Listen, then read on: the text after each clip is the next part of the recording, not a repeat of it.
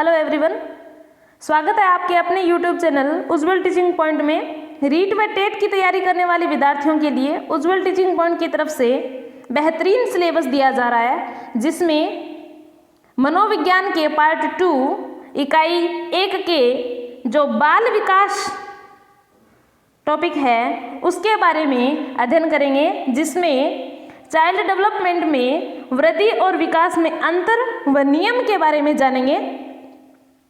तो आज का हमारा ये वीडियो आपको अच्छा लगे तो वीडियो को लाइक कीजिए, ज़्यादा से ज़्यादा शेयर कीजिए और कमेंट बॉक्स में अपना कमेंट भी दीजिए ताकि हम भी मोटिवेट होते रहें। और आप हमारे चैनल को पहली बार देख रहे हैं तो उज्ज्वल टीचिंग पॉइंट को जल्दी से सब्सक्राइब कर लीजिए और बेल आइकन को भी प्रेस कर लीजिए ताकि हर वीडियो की नोटिफिकेशन आपको मिलती रहे।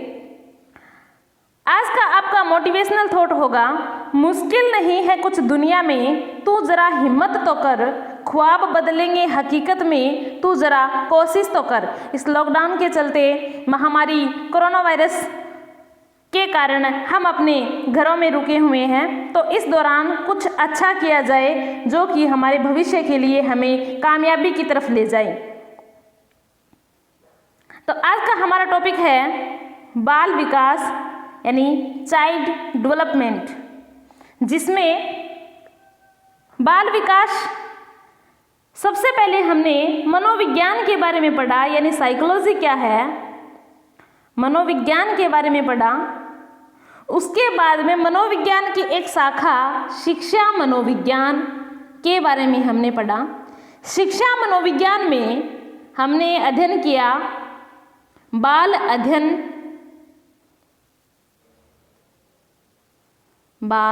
अध्ययन, जिसमें विस्तार पूर्वक अध्ययन जो कि बच्चों के बारे में हमें संपूर्ण जानकारी देता हो, उस बाल विकास के बारे में हम जानेंगे कि किस प्रकार बालक का विकास होता है।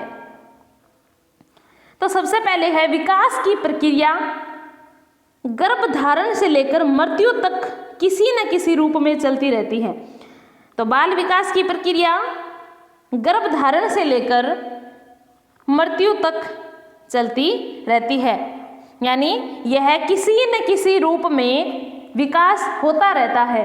इसकी गति कभी तीव्र होती है तो कभी मंद होती है। किस प्रकार, जब बच्चा जन्म लेता है तो शैशवा अवस्था में यानी प्रारंभिक अवस्था में बालक की जो गति है, बढ़ने की गति है, विकास की गति है, वह बहुत ही तीव्र होती है और धीरे धीरे वह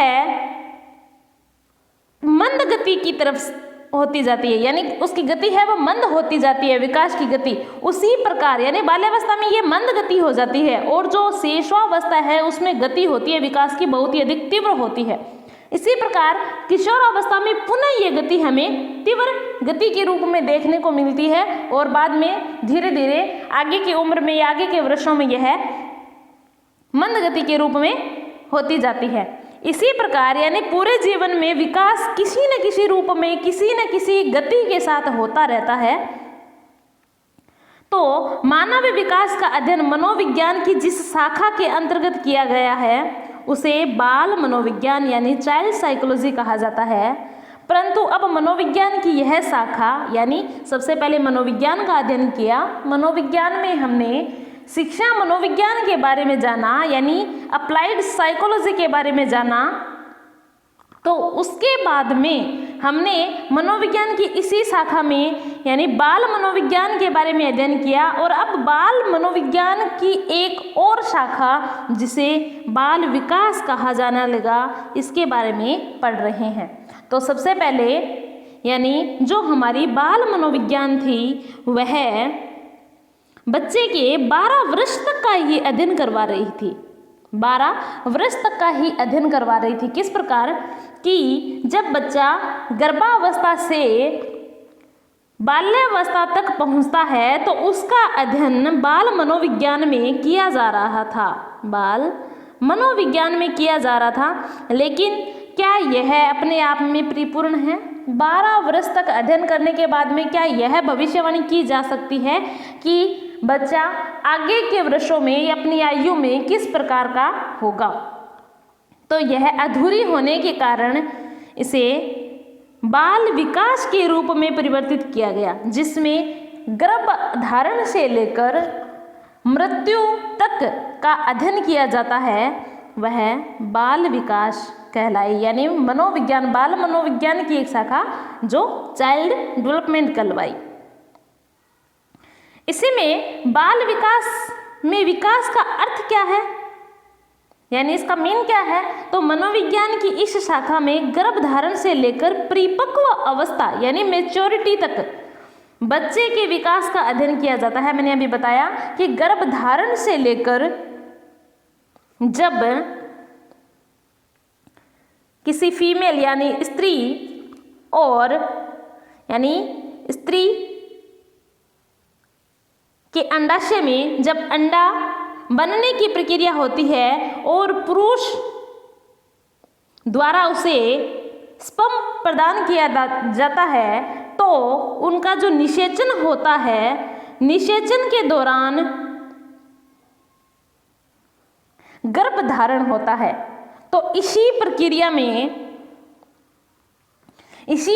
के प्रारंभ से जब बच्चे का निर्माण होना यानी इस बिंदु से शुरू हो जाता है, तो यह उस अवस्था से लेकर यानी गर्भधारण की अवस्था से लेकर परिपक्व मैच्योरिटी की स्टेज तक बच्चे के विकास का जो अध्ययन किया जाता है, वही बाल विकास यानी बाल विकास चाइल्ड डेवलपमेंट कहलाता है।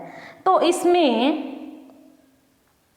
विकास किस रूप में होता है, किस प्रकार होता है, तो हरलोग माध्य है जो एक परिभाषा के रूप में विकास को व्यक्त करते हैं। किस प्रकार बाल विकास में बाल के रूप, व्यवहार, रुचि, लक्ष्यों में होने वाले विशिष्ट परिवर्तनों की खोज पर बल दिया जाता है। बालक का रूप कैसा होगा, उसका व्यवहार क्या है, किन कार्यों में उनकी रुचि है और लक्ष्य कौन कौन से हैं कि विशिष्ट परिवर्तन यानी इनमें परिवर्तन आता है। जब बच्चा गर्भधारण की अवस्था में होता है तो वह एक अंडे के आकार में होता है, यानी फिर वह धीरे धीरे वृद्धि करने लगता है। तो और जन्म के बाद में बच्चे का जो रूप होता है, यानी बच्चा किस उम्र में होता है, बच्चा सबसे पहले जब गर्भधारण की अवस्था होती है तो बच्चा लगभग 50 या 51 सेंटीमीटर का होता है, 50 या 51 सेंटीमीटर का होता है, जिसमें यानी उनकी जो गर्भधारण की अवस्था होती है 280 दिनों की, उसमें बच्चे का विकास होना शुरू हो जाता है। उसी समय से यानी 1 या 2 सप्ताह से बालक का विकास होना शुरू हो जाता है। तो उस समय बालक की जो उम्र होती है, उस उम्र के दौरान उनका जो वजन होता है 50 या 51 सेंटीमीटर होता है, इतना ही होता है। और उनका वजन कितना होता है, 7 पौंड, लगभग 7 पौंड होता है। और यानी अगर पौंड मान के चले, अगर हम उसको वजन में मापते हैं, भारतीय जो इकाई है, तो उसमें 3 या 3.5 किलो का बच्चा होता है। यही उसकी जो वजन होता है वो 3.5 किलो का होता है। और जो अगर हम इंच में बात करें कि 50 या 51 सेंटीमीटर का होता है, तो वह 19 या 20 इंच का ही बच्चा होता है। जब वह जन्म लेता है तो उसकी जो रूप होता है, उसकी जो आकृति होती है, वो इसी के अनुरूप होती है। लेकिन जब बच्चा बड़ा होता है यानी उसमें वृद्धि होती है, उसमें विकास होता है, धीरे धीरे वह वृद्धि और विकास को धारण करता है, तो उसमें यानी वह लगभग 18 वर्ष की आयु तक पूर्ण मैच्योर होता है, परिपक्व हो जाता है। तो उसकी जो उम्र है उसी के अनुसार उसकी लंबाई में भी, उसके रूप में भी परिवर्तन आ जाता है। उसी प्रकार जब बच्चा छोटा होता है या शैशव अवस्था में होता है तो उसका व्यवहार सामान्य होता है, लेकिन जब वह परिपक्वता की ओर बढ़ता है तो उसकी जो व्यवहार है उसमें परिवर्तन आ जाता है, वह विशिष्ट हो जाता है, यानी सामान्य से विशिष्ट की ओर हो जाता है। और जब एक शिशु है वह बाल्यावस्था में पहुंचता है तो उसकी रुचि होती है खेल कूद में, भाग दौड़ में, यानी वह थकता नहीं है, ऐसी रुचि होती है। लेकिन धीरे धीरे जब वह किशोर होता है तो उसकी रुचि में परिवर्तन होता है। इस प्रकार यानी विकास को धीरे धीरे, विकास परिवर्तन की अवस्था है, धीरे धीरे इनमें परिवर्तन होता रहता है और लक्ष्यों में भी परिवर्तन होता है। जब बच्चा होता है तो उसके लक्ष्य सीमित होते हैं, किसी और क्रिया को लेकर होते हैं, और जब वह एडल्ट हो जाता है तो उसके विकास और उसके लक्ष्यों में भी परिवर्तन होता है, यानी इनमें विशिष्ट परिवर्तन देखने को मिलता है हमें, जो उसके एक विकासात्मक अवस्था से दूसरी विकासात्मक अवस्था में पदार्पण करते समय होते हैं। यानी एक अवस्था से जब बालक जन्म से 5 वर्ष तक का होता है तो बालक में रुचि, व्यवहार, रूप अलग अलग होते हैं, और जब वह 6 से 12 की अवस्था में आता है यानी बाल्यावस्था में आता है तो बालक के जो खेल हैं, रुचि है, व्यवहार है, उसका रंग रूप है, वह कुछ परिवर्तित हो जाता है, यानी पहले की नज़र से वह बदला हुआ होता है। और जब यही परिवर्तन हम 13 से 18 या 19 की उम्र में देखते हैं तो और ज़्यादा परिवर्तन हो जाता है, यानी जो किशोर हो जाते हैं, किशोरावस्था होती है तो उनमें अलग अलग परिवर्तन होते हैं, और वो भी लिंग के आधार पर भी परिवर्तन देख सकते हैं। यानी बालिका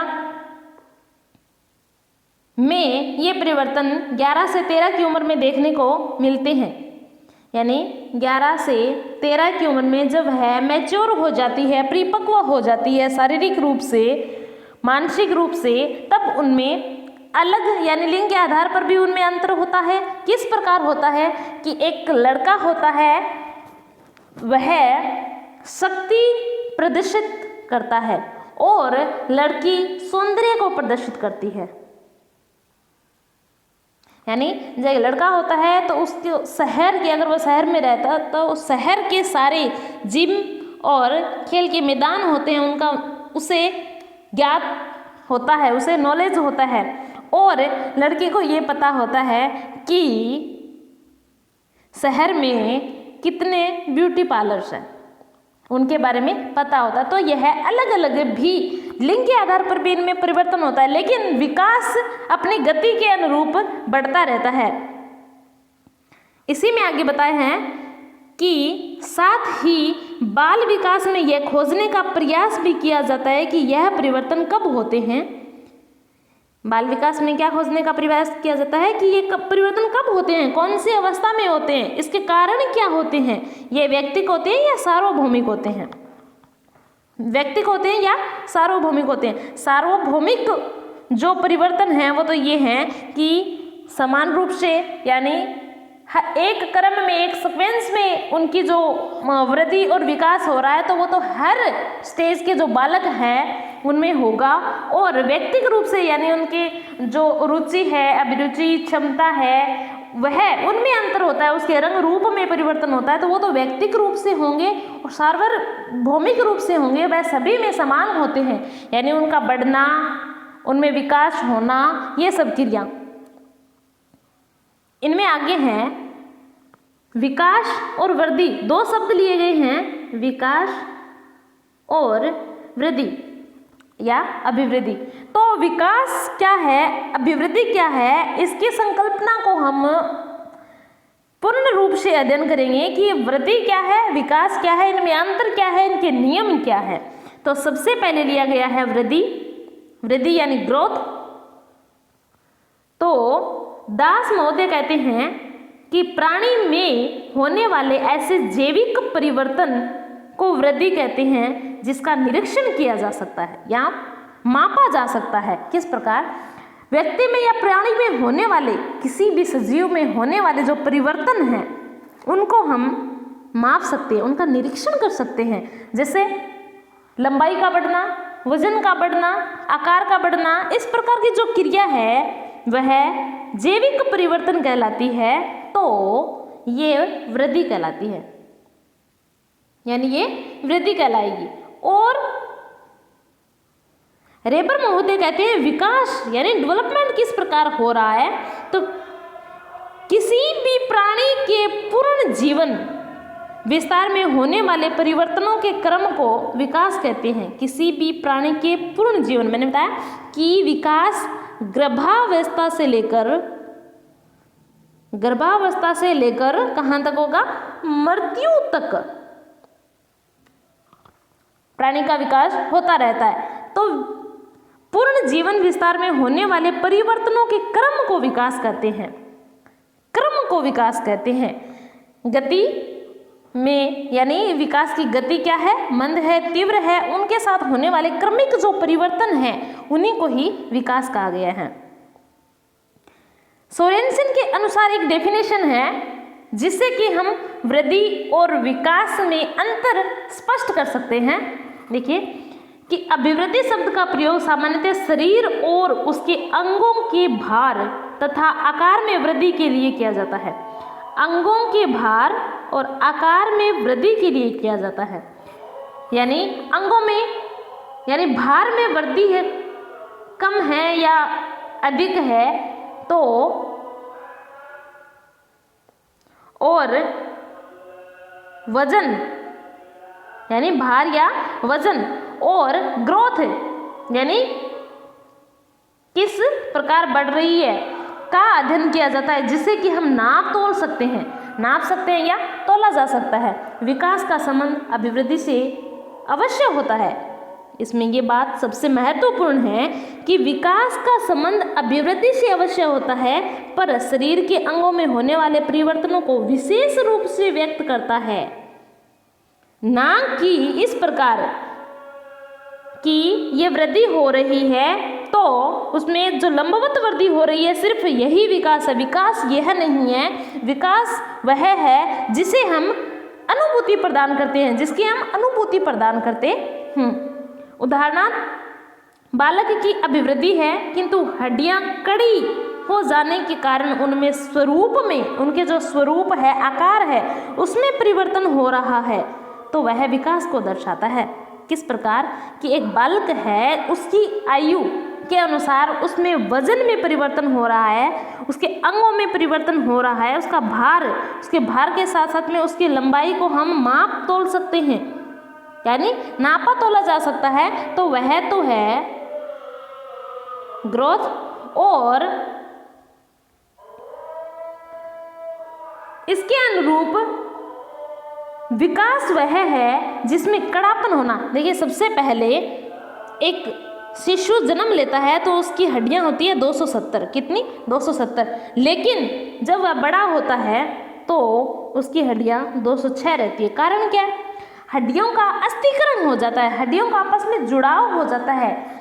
जो हड्डियां आपस में अस्थिकरण की प्रवृत्ति धारण कर लेती है, जिसके कारण पता चलता है कि विकास हो रहा है।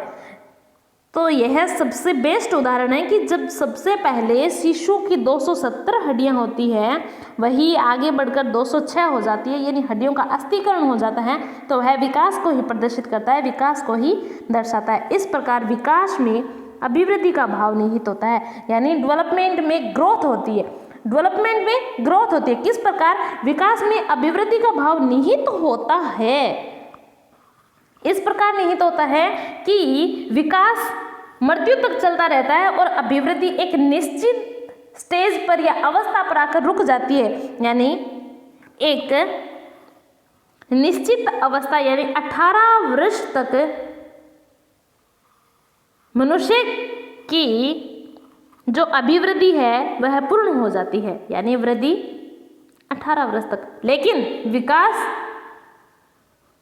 मृत्यु तक यानी गर्भावस्था से लेकर मृत्यु तक बना रहता है, वह विकास कहलाता है।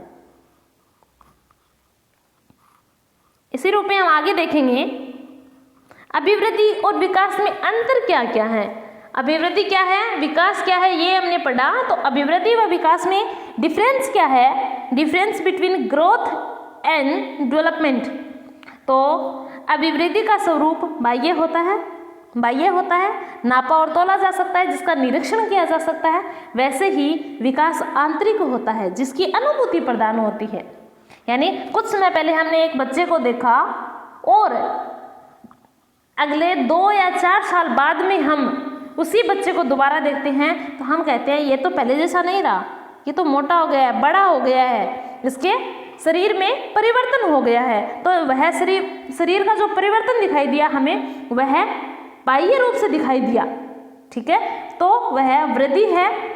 और उसके जो आंतरिक अनुभूति है यानी उसके जो अनुभव है उसमें परिवर्तन हुआ है, उसके व्यवहार में परिवर्तन हुआ है, तो वह विकास कहलाता है।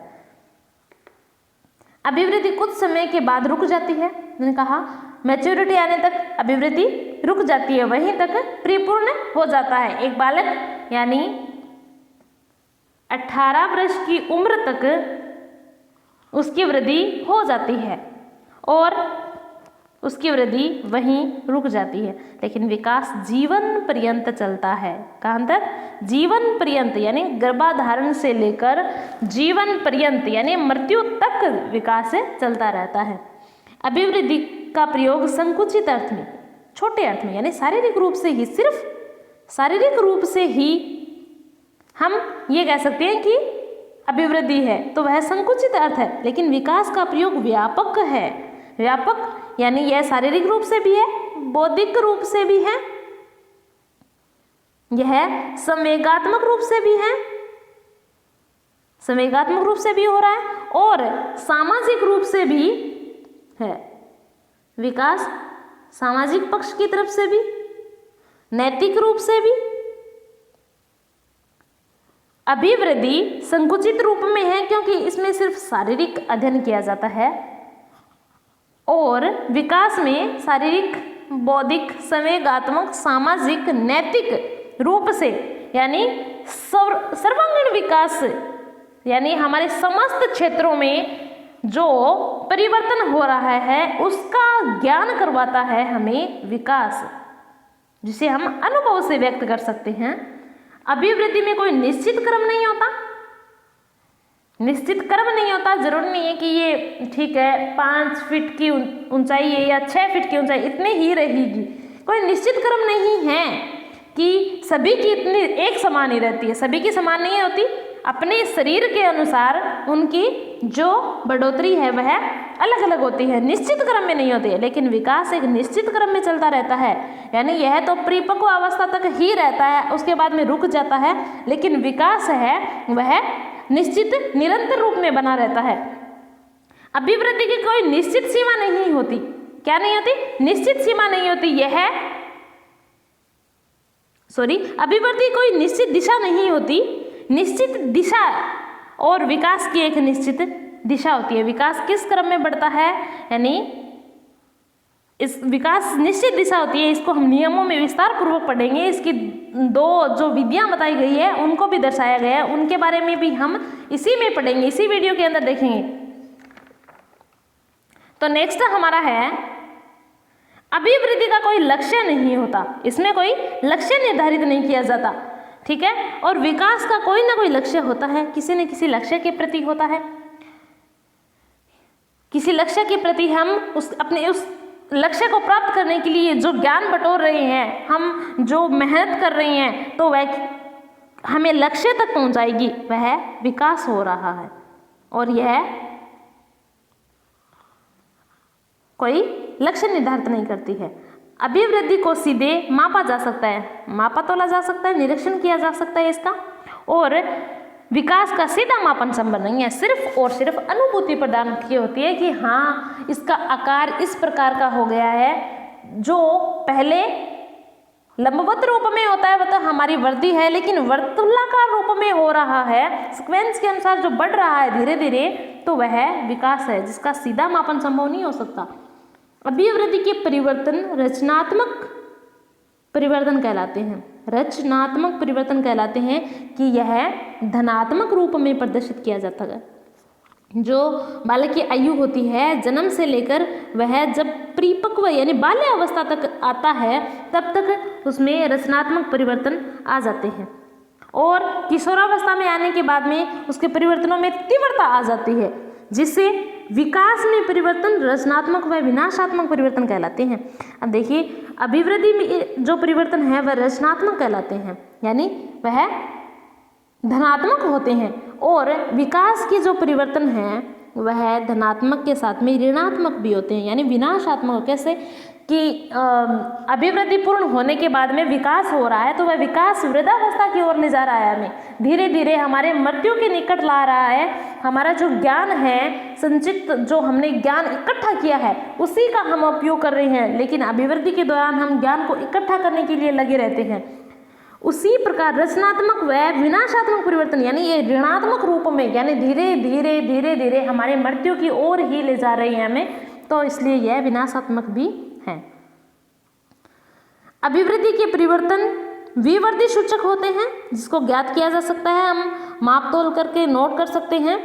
और विकास के परिवर्तन, यानी ये जो अभिवृद्धि के परिवर्तन है वह यानी ग्रोथ की ओर धीरे धीरे हमारा विकास कर रहे हैं, विकास की ओर हमें ले जा रही है। लेकिन विकास के जो परिवर्तन है वह हास्य सूचक होते हैं। मैंने बताया अभी ऋणात्मक होते हैं, विनाशात्मक होते हैं, यानी जो हमने ज्ञान ग्रहण किया उसी में ही कमी आती रहती है। हमारी मेमोरी जो है वो लॉस होने लगती है, हम भूलने लगते हैं जैसे ये वृद्धावस्था की ओर बढ़ते हैं, और धीरे धीरे करके यह हाश होता जाता है, यानी एक दिन मृत्यु का दिन होता है। अभिवृद्धि का संबंध केवल आकार बढ़ने से है, केवल और केवल हमारे शारीरिक ढांचा है उसमें परिवर्तन होता है, वह अभिवृद्धि है। आकार बढ़ता है, यानी हम गर्भावस्था में किसी और आकृति में थे, जन्म लिया तब हमारा पूरा शरीर जिसमें हाथ पैर सिर मुंह नाक कान जो बने हैं उनका जो आकार बढ़ रहा है, धीरे धीरे आकृति में जो परिवर्तन हो रहा है, हमारी लंबाई बढ़ रही है, वजन बढ़ रहा है, हमारे हाथ पैर है उनकी जो आकार है वो बड़ा हो तो थोड़ा जा रहा है, तो वह अभिवृद्धि है, यानी वृद्धि है। और विकास का संबंध सभी परिवर्तनों से है, जिसमें हमारे अनुभव और हमारी जो गतिविधियाँ यानी शारीरिक अनुभव है, हमारा बौद्धिक विकास है, सामाजिक समाज के प्रति हमारी जो विकासात्मक भावनाएं हैं, हमारी रुचि क्या है, और नैतिक रूप से जो विकास हो रहा है, संवेगात्मक रूप से जो विकास हो रहा है, ये सारे जो पक्ष हैं उनका जो सर्वांगीण विकास हमारे पास में है वह विकास से संबंधित है, यानी सारे परिवर्तन होते हैं उसमें। लेकिन अभिवृद्धि में केवल शारीरिक परिवर्तन होता है। नेक्स्ट है विकास के नियम, जो कि सबसे महत्वपूर्ण है। रीट के एग्जाम में इन्हीं में से प्रश्न पूछे जाते हैं। देखिए, जो हमारी 5 यूनिट है यानी 5 इकाइयां हैं, उनमें हमसे 30 प्रश्न पूछे जाते हैं जो कि 30 अंकों के होते हैं, तो उनमें 6 नंबर की एक इकाई होती है, 6 नंबर की एक इकाई होती है। तो 6 नंबर के प्रश्न हमें प्रत्येक इकाई से पूछे जाते हैं। कहीं ना कहीं अभिवृद्धि और विकास से 2 प्रश्न जरूर हमारी प्रतियोगिता परीक्षा में यानी हमारे रीट की परीक्षा में पूछे जाते हैं।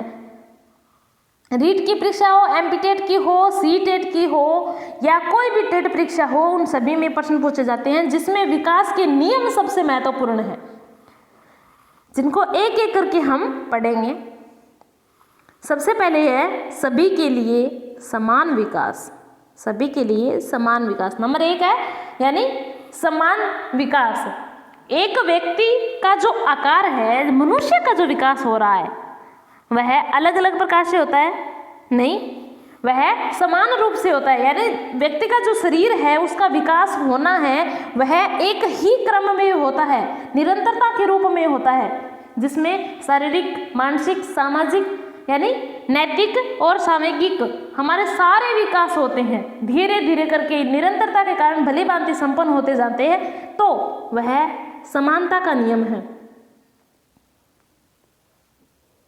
जिसमें यानी बच्चे का जो वजन जन्म के समय था वह यानी लगभग समान ही रहता है। अगर कोई विशेष परिस्थिति हो, किसी जो विशेष स्थिति यानी जो गर्भावस्था के दौरान यानी गर्भवती का बीमार होना या बच्चे का जो शारीरिक विकास है उनका अवरुद्ध हो जाता है, जिस कारण तो अलग होता है, लेकिन जो स्थिति है वह मनुष्य की जन्म लेने की जो स्थिति है वह एक समान ही है, उनकी जो प्रवृत्ति है वह समान रूप से ही है।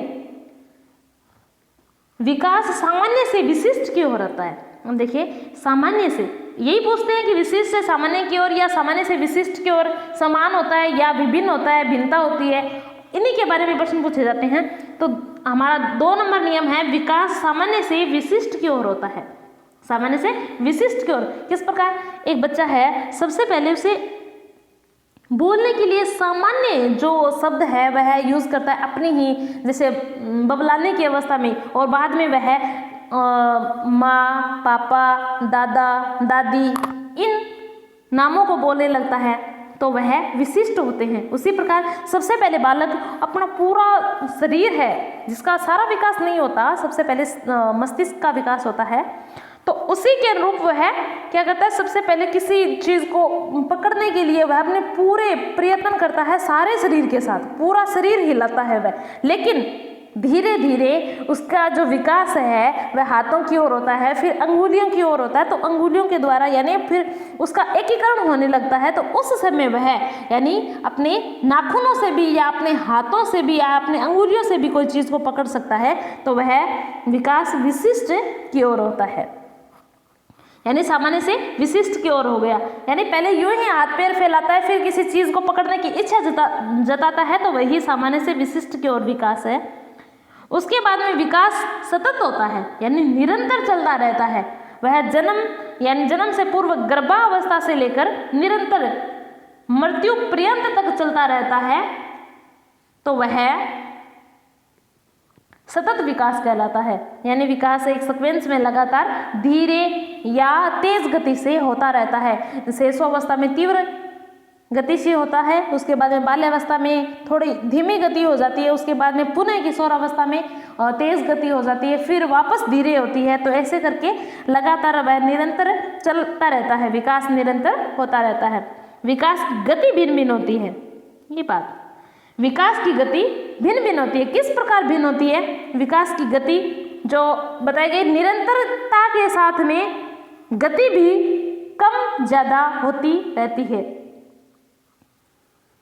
वृद्धि और विकास में यही अंतर जो व्यक्त किए गए हैं, उन्हीं में गति को भी बताया गया था कि धीरे धीरे विकास की जो गति है वह निरंतर तो बनी रहती है, लेकिन उसकी जो गति, जो चलने की प्रक्रिया है विकास की, वह भिन्न भिन्न होती है। किस प्रकार? एक लड़की का विकास यानी उसकी मैच्योरिटी, उसमें परिपक्वता 11 से 13 वर्ष की उम्र में आ जाती है, वहीं एक लड़के में मैच्योरिटी 13 से 15 वर्ष की उम्र में आती है। यानी बालक है उसमें विकास बालिका से बाद में होता है। एक बच्ची है वह जन्म के कुछ समय बाद में ही यह प्रदर्शित करने लग जाती है कि उसमें कुछ भिन्न है, कुछ अलग है, भिन्नता होती है। किस प्रकार? जन्म के समय यह नहीं होता कि उसकी बौद्धिक विकास में कोई परिवर्तन होगा, उसकी बुद्धि कम होगी या ज़्यादा होगी, ऐसा कुछ नहीं होता। वह समान रूप से जन्म लेते हैं, समान रूप से उनका विकास होता है, लेकिन जो लिंग परिवर्तन लिया, लिंग विभेद के कारण जो उनके परिवर्तन है वह कुछ अलग होते हैं, जिससे कि उनकी उम्र में यानी 11 से 13 वर्ष की उम्र में बालिकाओं में माहवारी की जो परिपक्वता है वह आने लग जाती है, लेकिन बालकों में जो शुक्राणु बनने की स्थिति है वह 13 से 15 वर्ष की उम्र में होती है। विकास की जो प्रक्रिया है वह भिन्न भिन्न है, लड़के और लड़कियों में अलग अलग होती है। इसी रूप में विकास समग्रता से विभेदीकरण की ओर होता है। समग्रता से विभेदीकरण की ओर सबसे पहले विकास समग्र होता है। एक बालक पहले पूरे हाथ को, फिर अंगुलियों को और फिर हाथ एवं अंगुलियों को एक साथ चलाता है, तो वह समग्रता है। उसके बाद में यानी पहले वाला क्या करता है, किसी चीज़ को सुनता है, किसी चीज़ को सुनता है, यानी कोई बोलता है तो उसे सुनता है, लेकिन वह उसके बाद में जब पहले तो जब वह शैशव अवस्था में है तो वह सिर्फ सुनता है, उसे ये पता नहीं होता कि इस पर कौन सी अभिक्रिया व्यक्त की जाए, कोई चिल्लाने की आवाज़ है, ये उसे पता नहीं होता। लेकिन उसके बाद में विभेदीकरण आता है उसमें कि ये मेरी मम्मी की आवाज़ है, ये मेरे पापा की आवाज़ है, दादा की आवाज़ है, या फिर ये कहता है कि सुनने की जो स्थिति है उसमें कोई चिल्ला रहा है, कोई रो रहा है, ऐसी स्थिति जो पैदा होती है वह समग्रता से विभेदीकरण की ओर होती है। यानी सबसे पहले सिर्फ वह सुनने का काम कर रहा है, लेकिन उसके बाद में उसे यह पता चलता है कि यह कौन सी स्थिति में हमें बात कही जा रही है या कोई बोल रहा है तो किसकी आवाज़ है, वह विभेद करने लग जाता है। तो यह समग्रता से विभेदीकरण की ओर होता है। उसके बाद में 6 नंबर पॉइंट है, विकास में सह संबंध होता है। किस प्रकार विकास आपस में यानी परस्पर संबंध होता है। विकास की सभी दशाएं होती है जो शारीरिक है, मानसिक है, सामाजिक है, संवेगात्मक है आदि, एक दूसरे से परस्पर संबंधित होती है। इनमें किसी भी एक दिशा में होने वाले जो विकास हैं वह अन्य सभी दिशाओं में होने वाले विकास से भी पूरी तरह प्रभावित होते हैं। यानी अगर एक बात मैं आपको कहूँगी कि स्वस्थ शरीर में ही स्वस्थ मस्तिष्क निवास करता है। अगर शारीरिक विकास अच्छा होगा तो यानी कुपोषण का शिकार नहीं है तो उनकी बौद्धिक क्षमता है वह भी विकसित होगी। तो अगर उसकी मानसिक या बौद्धिक क्षमता विकसित होगी तो वह समाज में कुछ बेहतर करने की कोशिश करेगा, जिससे कि उसका सामाजिक पक्ष मजबूत होगा और उसके संवेगों की जो स्थिति है वह भी बहुत ही अच्छी होगी। यानी एक दूसरे से जो संवेगी क्षेत्र है वह भी जुड़े होंगे, जो सामाजिक क्षेत्र है वह भी जुड़ाव में होगा। यानी अगर शारीरिक विकास अच्छा हुआ तो मानसिक विकास अच्छा होगा, यानी बौद्धिक विकास अच्छा होगा। बौद्धिक विकास अच्छा है तो उसका जो सामाजिक विकास है वह अच्छा होगा। सामाजिक विकास अच्छा है तो लोगों के आसपास के जो उनकी भावनाएं हैं, उनके जो संवेग है उनको वह अच्छे से ग्रहण करने की कोशिश करेगा। तो यह एक दूसरे से सह संबंधित होता है। स्त्री पुरुष के विकास दरों में अंतर लिंग भेद होते हैं, अंतर या लिंग भेद होते हैं। यानी स्त्री या पुरुष के विकास, इसमें सबसे बड़ी बात कि कोई बालिका या बालक होते हैं तो उनमें लिंग विभेद की जो स्थिति है वह भी होती है। यानी उसके कार्य करने का जो ढंग है, बालक है वह शक्ति प्रदर्शित करेगा, जो स्त्री है वह सौंदर्यीकरण की तरफ होगी। यानी जो लड़कियां हैं वह कौन से खेल खेलेगी, लड़कियां गुड्डे व गुड़ियों का खेल खेलेगी, गुड़ियां लेकर खेलेगी। और वहीं जो लड़के हैं वह शक्ति प्रदर्शित करने वाले, यानी किसी साधनों के द्वारा, किसी कोई यातायात के साधन हैं उनके द्वारा, यानी छोटे मोटे जो खिलौने हैं वही उनके लिंग भेद को जो प्रदर्शित कर देते हैं कि ये लड़कियों के खिलौने हैं, ये लड़कों के खिलौने हैं। इसी प्रकार स्त्री और पुरुष के विकास दरों में भी अंतर होता है। नेक्स्ट है, विकास की प्रवृत्ति आश्रितता से स्वायत्तता की ओर होती है। आश्रित से स्वायत्त की ओर होती है। जब कोई बच्चा अपने शैशव या बाल्यावस्था में होता है तो वह अपने घर के परिजनों यानी अपने घर के माता पिता या परिवारजनों पर आश्रित रहता है, कोई कार्य करवाने के लिए उन पर आश्रित रहता है। लेकिन वह धीरे धीरे बड़ा होता है, उसका जो बड़ा होता है मीन्स उसकी वृद्धि और विकास होता है तो उसमें स्वायत्तता के गुण आ जाते हैं। यानी वह अपने आप के जो निर्णय लेने में सक्षम हो जाता है, बालक से वह युवा हो जाता है। तो उस स्थिति में वह आश्रित न होकर स्वायत्त हो जाता है। तो यह भी विकास की प्रवृत्ति है। इसमें भी ये पूछा जा सकता है कि बालक की प्रवृत्ति कैसी होती है, स्वायत्त होती है या आश्रित होती है, स्वायत्तता से आश्रित की होती है या आश्रित से स्वायत्तता की ओर होती है। तो आश्रितता से स्वायत्तता की ओर होती है। नेक्स्ट है, विकास लंबवत न होकर वर्तुलाकार होता है। अगर विकास लंबवत होता तो जन्म के समय 51 सेंटीमीटर और उसके बाद में हम 100 सेंटीमीटर के हो जाते, और जब धीरे धीरे उम्र गुजरेगी तो हम उसके बाद में बाल्यावस्था में आते 200 सेंटीमीटर के, उसके बाद में या 2 या 4 साल के बाद में 400 सेंटीमीटर के, फिर 800 के, ऐसे करके हम वृद्धि करते जाते, लंबवत होते जाते। लेकिन यह लंबवत रूप में नहीं होता, यह वर्तुलाकार होता है। यानी यह एक सीक्वेंस में होता है, वर्तुलाकार होता है, कभी तीव्र गति से, कभी मंद गति से, फिर पुनः तीव्र गति से, फिर मंद गति से। यानी इसमें जो परिवर्तन होता है वह वर्तुलाकार होता जाता है, सीधा न होकर वर्तुलाकार होता है, स्पाइरल होता है। तो इसी प्रकार नेक्स्ट है, वृद्धि व विकास की क्रिया वंशानुक्रम और वातावरण का संयुक्त क्रम है। न तो अकेला वंश यानी वंशाक्रम कुछ कर सकता, न ही वातावरण कुछ कर सकता, दोनों में गुणात्मक संबंध है। कौन से? गुणात्मक संबंध है। परीक्षा में सबसे ज्यादा प्रश्न इसी नियम से पूछे जाते हैं।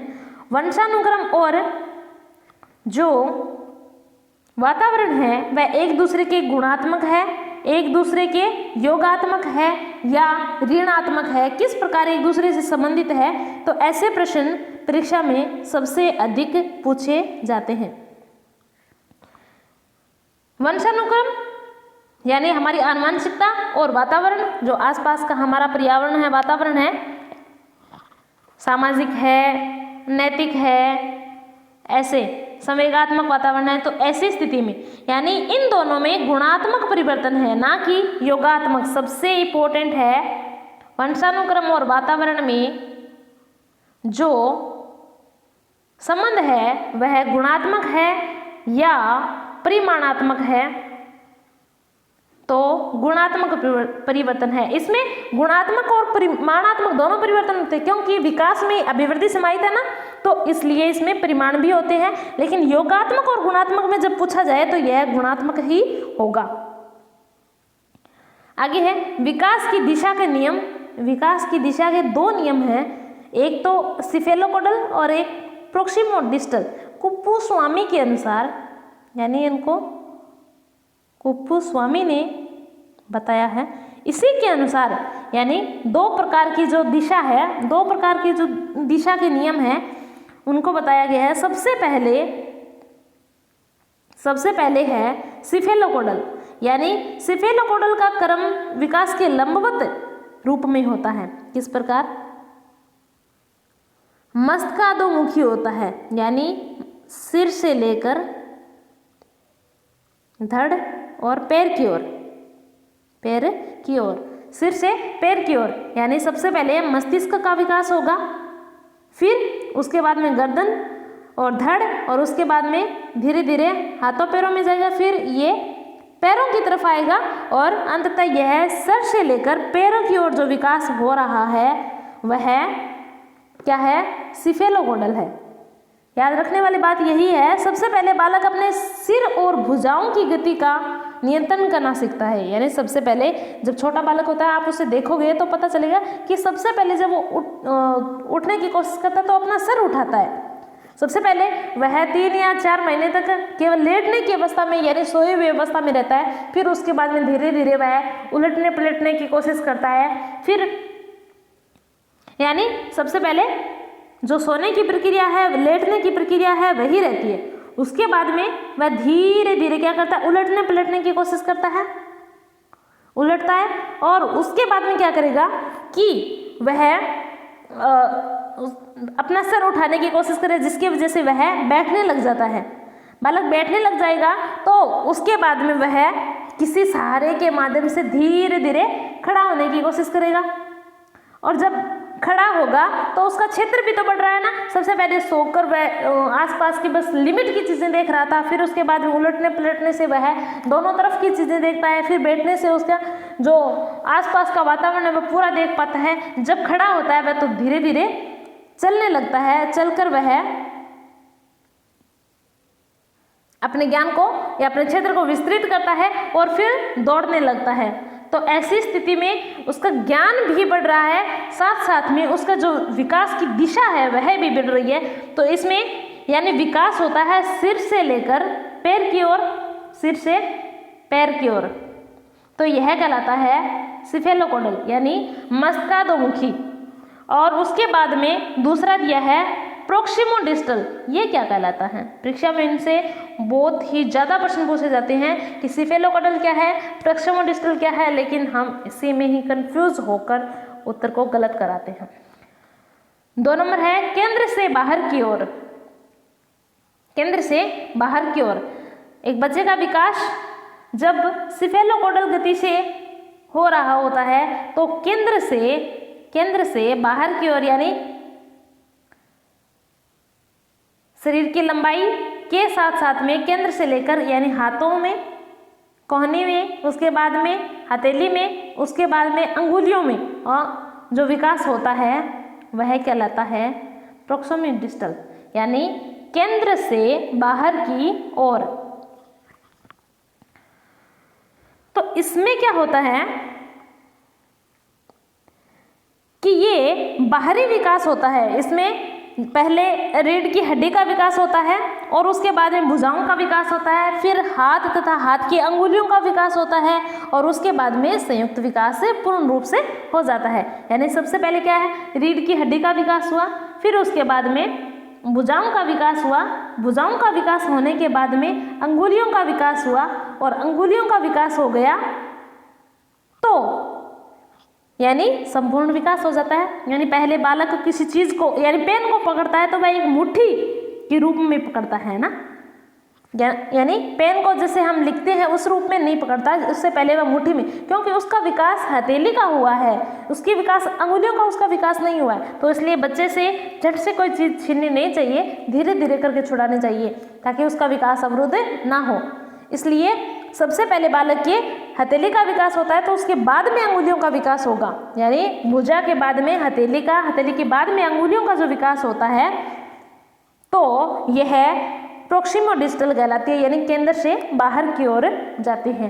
तो विकास की दिशा एक तो सर से लेकर पैर की ओर सिफेलोपोडल और उसके बाद में केंद्र से बाहर की ओर होती है तो वह प्रोक्सिमो डिस्टल कहलाती है। इसके बाद में अगला नियम है विकास की भविष्यवाणी की जा सकती है।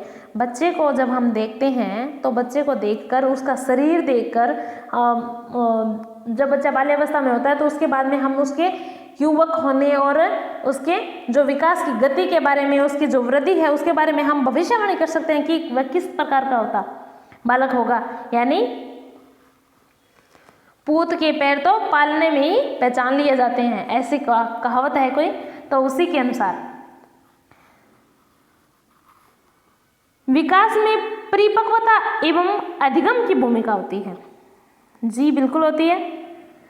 विकास में परिपक्वता होने पर हम जो सीखते हैं, हमारे सीखने के कारण ही विकास में परिवर्तन होता है। विकास में परिपक्वता कैसे होगी, जब वृद्धि हो जाएगी, मैच्योर हो जाएंगे हम, तो धीरे धीरे हम सामाजिक क्षेत्र में धीरे धीरे नैतिक विकास करेंगे हमारा, जिससे कि हमारा बौद्धिक विकास भी होता है। शारीरिक विकास से बौद्धिक विकास होगा, जिससे कि सामाजिक विकास होगा, संवेगों का विकास होगा, नैतिक विकास होगा। इन विकास को ग्रहण करने के बाद में जो हमारे आसपास के जो सीखने की जो चीज़ें हमें प्राप्त हुई उनको हम अधिगम कर लेते हैं, ग्रहण कर लेते हैं, सीख लेते हैं, जिससे कि हम अपने विकास को बढ़ा सकते हैं या बढ़ावा दे सकते हैं। विकास में परिपक्वता एवं अधिगम की भूमिका महत्वपूर्ण होती है। अगर मैच्योर ही नहीं होंगे, अगर हमारा शारीरिक विकास भी अच्छा नहीं है तो कहाँ से बौद्धिक विकास होगा, और बौद्धिक विकास ही अच्छा नहीं है तो हम समाज के बारे में कैसे जानेंगे, कैसे हमारा सामाजिक विकास होगा, ना ही नैतिक विकास होगा। इसलिए परिपक्वता एवं अधिगम की भूमिका महत्वपूर्ण होती है। नेक्स्ट है विकास की प्रत्येक अवस्था में जोखिम होता है, बहुत ही मोस्ट इंपॉर्टेंट है। देखिए, प्रत्येक अवस्था में जोखिम होता है। सबसे पहले होते हैं शैशव अवस्था। शैशव अवस्था, शैशव अवस्था में क्या होता है कि बालक बहुत ही कोमल होता है, बहुत ही मृदुल होता है, जिसमें कि उसके पूर्ण विकास नहीं हुआ होता है, विकास अधूरा होता है, वृद्धि भी अधूरी होती है। तो हम उसे बहुत ही सार संभालिए उनकी देखभाल कर उसे पालते पोसते हैं। तो उसमें अगर हम जरा सी भी चूक कर देते हैं तो वह हमारी गलती यानी बालक के जीवन का अंत कर सकती है। ऐसी स्थिति जोखिमपूर्ण होती है। शैशव अवस्था भी जोखिम होती है। उसी प्रकार बाल्यावस्था का अगर उदाहरण लिया जाए, बाल्यावस्था में क्या होगा, बच्चा हर वो गतिविधि करेगा जो उससे हो पा रही है। कभी कभार ऐसी स्थिति हो जाती है कि बच्चा बहुत ही खतरनाक कार्य करने लग जाता है, जिससे कि हम अगर ध्यान न दें तो वह बालक के लिए बहुत ही जोखिमपूर्ण हो सकती है, उसे नुकसान पहुंचा सकती है। और किशोरावस्था में सबसे अधिक अपराध किशोरावस्था में होते हैं, सबसे अधिक अपराध होते हैं, तो उसमें किशोर इन्वॉल्व होते हैं। इन्हें परिपक्व हो जाते हैं, इन्हें अनुभव ही होता है, लेकिन ये सीख भी जाते हैं, लेकिन इन्हें अपने अनुभवों को, अपनी परिपक्वता के कारण अपने जो अनुभव है उनको उपयोग करने का पता नहीं होता, सही गलत के बारे में पता नहीं होता कि यह करने के बाद में हमें क्या मिलेगा, यानी उनका सामाजिक विकास है वह विकसित नहीं होता। तो इसलिए ये अवस्थाएं, प्रत्येक विकासात्मक अवस्था में अंतर्निहित खतरे होते हैं, बहुत ही अधिक खतरे होते हैं। शिशुअवस्था में सार संभाल करने की जरूरत होती है, वहीं बाल्यावस्था में देखभाल करने के साथ साथ में हमें यानी सही गलत और उचित अनुचित के बारे में भी बताना होता है। और किशोरावस्था में हमें सबसे अधिक आपराधिक जो गतिविधियां होती है वो किशोरावस्था में होती है, तो उन्हीं के बारे में भी हमें उसे बताना होता है। प्रारंभिक विकास प्रवृत्ति विकास से अधिक महत्वपूर्ण होता है। बच्चे का प्रारंभिक विकास अगर अच्छा हुआ है, अगर उनकी बुनियाद, उनकी नींव अच्छी है, तो प्रवृत्ति विकास अपने आप अच्छा होगा। अगर बच्चे की नींव ही अच्छी नहीं है तो उसका प्रवृत्ति विकास अच्छा नहीं होगा। यानी मनोवैज्ञानिकों ने अध्ययन के दौरान ये पाया था कि बालकों के जो प्रारंभिक विकास है, अर्ली डेवलपमेंट है, वह तुलनात्मक रूप से बाद के सालों से अधिक महत्वपूर्ण होता है। यानी शुरुआत में अगर बच्चा कुछ ऐसे कार्य करने सीख जाता है, उसका विकास ऐसा हो जाता है कि वह किसी क्षेत्र में माते नहीं खा सकता, तो प्रवृत्ति विकास तुलनात्मक रूप से जो उसके बाद में होने, प्रवृत्ति यानी बाद में होने वाले जो विकास है वह अपने आप प्रभावित होंगे, एक दूसरे से प्रभावित होंगे, यानी तुलनात्मक रूप से उनमें जो डिफरेंस है वह अपने आप दिखाई देगा। विकास में नेक्स्ट है, विकास में गुणात्मक व परिमाणात्मक दोनों परिवर्तन होते हैं, यही बात मैंने बताई, लेकिन योगात्मक नहीं होते। ये प्रश्न पूछा जाता है तब योगात्मक नहीं होते, गुणात्मक व परिमाणात्मक परिवर्तन होते हैं। किस प्रकार? विकास गुणात्मक परिवर्तन का है, विकास में समाहित है, यानी ये हमारा विकास है, विकास में ही समाहित है वृद्धि, यानी किसी कोने में भी वृद्धि भी है, अभिवृद्धि भी है, और ये हमारा विकास है। तो ये विकास पूरा शैक्षिक रूप से, सामाजिक रूप से, बौद्धिक रूप से, शारीरिक रूप से जो विकास पूरा हो रहा है वह गुणात्मक है, और वृद्धि क्या है? परिमाणात्मक है। तो ये गुणात्मक और परिमाणात्मक दोनों प्रकार के परिवर्तन हैं। इस प्रकार हमने विकास के अंतर, वृद्धि और विकास में जो अंतर थे और जो विकास के नियम हैं, इनको हमने विस्तार पूर्वक पढ़ा है। अगर आपको वीडियो अच्छा लगे हो तो वीडियो को ज़्यादा से ज़्यादा लाइक करना, वीडियो को ज़्यादा से ज़्यादा शेयर करना, और किसी प्रकार का प्रश्न है तो आप कमेंट बॉक्स में कमेंट करके प्रश्न को जरूर पूछ सकते हैं, आपको उचित उत्तर दिया जाएगा। और अगर आप हमारा ये वीडियो पहली बार देख रहे हैं तो उज्ज्वल टीचिंग पॉइंट चैनल को जल्दी से सब्सक्राइब कर लीजिए, ताकि हर वीडियो का नोटिफिकेशन आपको मिलते रहे। वीडियो को ज़्यादा से ज़्यादा शेयर करना है और लाइक भी जरूर करना है।